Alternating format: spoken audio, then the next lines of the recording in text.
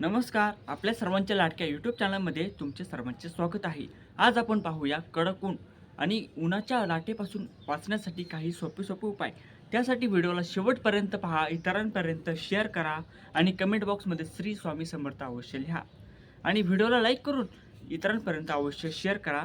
चॅनलला सबस्क्राईब करून बेल आयकॉनला अवश्य प्रेस करा. तर चला व्हिडिओला सुरुवात करूया.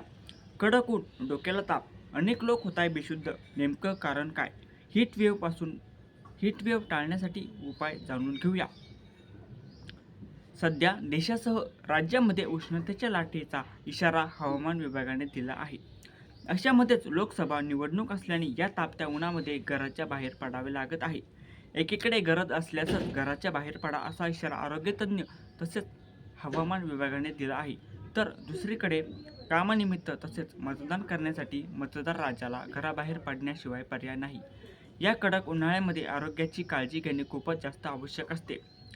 वाढत्या तापमानामध्ये अनेक प्रकारच्या आरोग्याच्या समस्या देखील आपल्याला उद्भवू शकतात. प्रचंड उष्णतेमुळे लोक खाली पडून बेशुद्ध पडल्याच्या बातम्या येत आहेत. याचं नेमकं कारण काय? तसेच उष्णतेची लाट टाळण्यासाठी नेमकं काय करायचं हे आपण आज जाणून घेऊया. यामुळे उन्हाळ्यात लोक बेशुद्ध पडत आहेत. तुम्ही देखील तुमच्या आजूबाजूला अशा अनेकदा गोष्टी पाहिल्या असतील.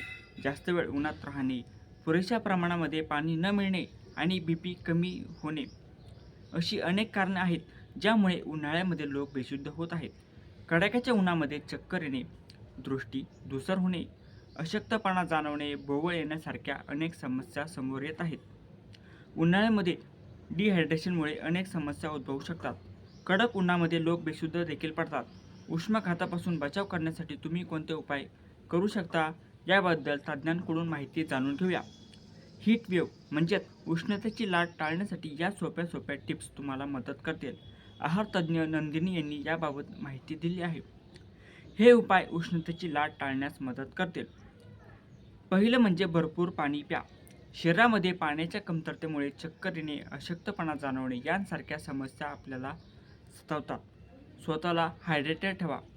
तुमच्या आहारामध्ये पाणी, नारळ पाणी, पाण्यायुक्त पदार्थ आणि ज्यूस यांचा समावेश अवश्य करा.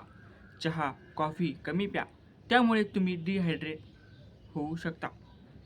चहा किंवा कॉफी पिण्याच्या 1 तास आधी पाणी पिण्याची अवश्य खात्री करा. बाहेर जाताना डोके आणि चेहरा व्यवस्थित झाका.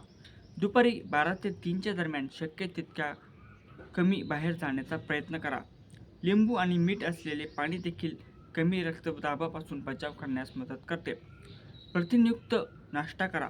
काही खाल्ल्याशिवाय घराच्या बाहेर पडू नका.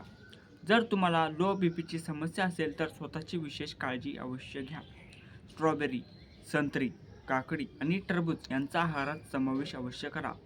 ताक पिणे तुमच्यासाठी फायदेशीर ठरेल. यासोबतच हलके अन्न खा जे शरीराला पचायला सोपे जाईल आणि शरीराला कमीत कमी त्रास होईल. जर माहिती आवडली असेल तर इतरांपर्यंत अवश्य शेअर करा. व्हिडिओला लाईक करा. चॅनलला सबस्क्राईब करून बेल आयकॉनला अवश्य प्रेस करा आणि अशाच नवनवीन माहितीसाठी चॅनलला अवश्य भेट द्या. मिळूया पुन्हा एका अशाच नवीन व्हिडिओमध्ये. तोपर्यंत नमस्कार.